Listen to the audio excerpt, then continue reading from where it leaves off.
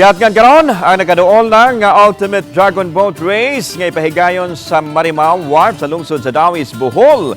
Karon na ng weekend, ipasugdahan kini sa Bohol Paddlers or Paddlers Association Incorporated isip pamaagi aron mapalambo ang kahimsog sa pagpuyo, turismo ug sa pagpabilin sa kalikupan.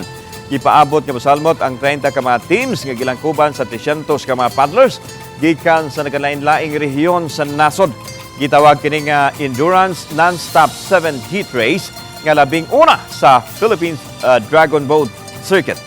Sa boat race, ipakita sa mga paddlers ang ilang katakos sa pagpamugsay, pagtinabangay o ipakita ang ilang kalig-on tungod sa kahigpit sa kompetisyon.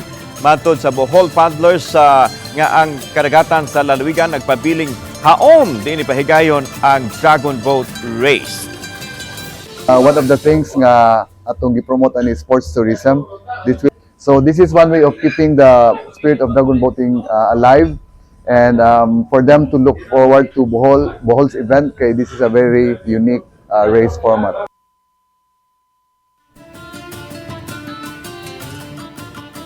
Maabot sa 150,000 pesos ang cash prize sa mananaog.